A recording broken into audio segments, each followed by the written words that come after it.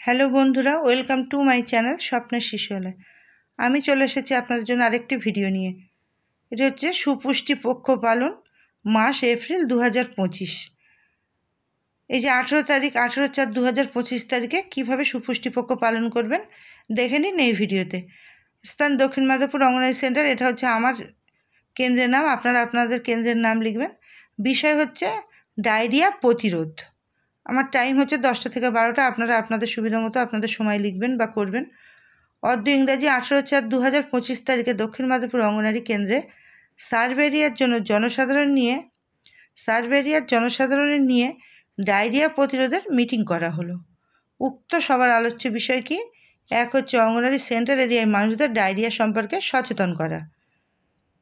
2 হচ্ছে হেলথের কর্মীদের সহযোগিতায় অঙ্গনওয়াড়ি সেন্টার ওআরএস তৈরি এবং জিঙ্ক ট্যাবলেট বিতরণ করা। 3 কেন্দ্রে গর্ভবতী ও প্রসূতি মায়েদের নিয়ে মিটিংয়ের মাধ্যমে ডায়রিয়া সচেতনতা ও ওআরএস তৈরি করার পদ্ধতি নিয়ে আলোচনা করা। তাহলে এই মিটিংগুলো আপনাদের এই মিটিংয়ে এই বিষয়গুলো আলোচনা করতে হবে 18 তারিখে।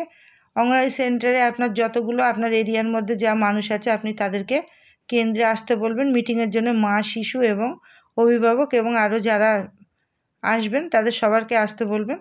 বলার পর আপনি তাদেরকে ডায়রিয়া সম্পর্কে বোঝাবেন, ডায়রিয়া হলে কি করা উচিত এবং কি করা উচিত নয়। আপনারা প্রতি বছর এই করে আসছেন এই মিটিংগুলো, বা এগুলো আপনারা নিশ্চিত সবই জানেন, এবং যে বই আছে 12 ঘন তাতে সবই দেওয়া আছে, সেইগুলো নিয়ে আপনারা মিটিং করবেন।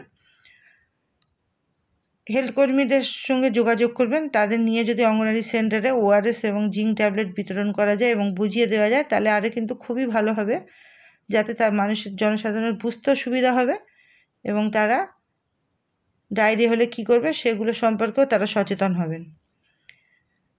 কেন্দ্রে গর্ভবতী ও প্রসূতি মায়েদের নিয়ে মিটিংয়ের মাধ্যমে ডায়রিয়া সচেতনতা ও ওআরএস তৈরির পদ্ধতি আলোচনা করবেন।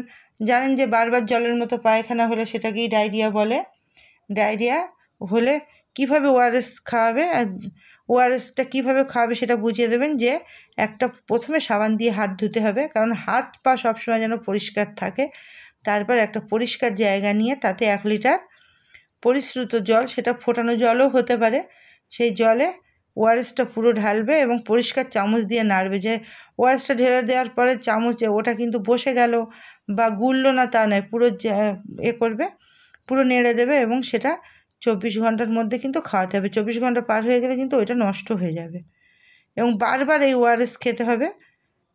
তাছাড়া জিঙ্ক ট্যাবলেট কীভাবে খেতে হবে সেটাও আপনার মিটিংয়ের মাধ্যমে বলে দেবেন। আপনাদের সবই জানেন এবং ওই 12 ঘন বইটা নিয়ে মিটিং করবেন, তাহলে আপনাদের সুবিধা হবে।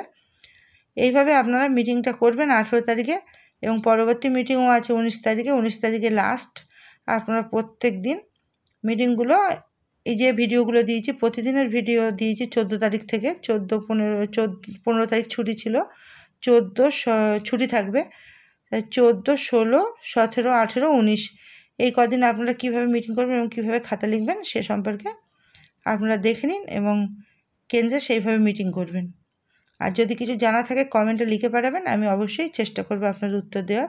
আর নতুন বিষয়ে যদি কোনো ভিডিও চান সেটাও দেওয়ার চেষ্টা করব। তাহলে আজকে ভিডিওটি ছিল এই পর্যন্ত। যদি ভালো লাগে লাইক, কমেন্ট এবং শেয়ার করুন এবং আমার চ্যানেলটিকে সাবস্ক্রাইব করে আমার পাশে থাকুন, সাথে থাকুন। ধন্যবাদ। এবং আরও নতুন নতুন ভিডিও পেতে আমাকে উৎসাহিত করুন। এর পরবর্তী ভিডিও হচ্ছে 19 তারিখে, সেটিও পাবেন। তাছাড়াও ইসিসি ডে কীভাবে পালন করবেন কেন্দ্রে এবং কীভাবে খাতা লিখবেন, এবং আইসিডিএস অধিদপ্তর থেকে এসে গেছে, সেই ভিডিও আপনারা খুব তাড়াতাড়ি পেয়ে যাবেন। ধন্যবাদ।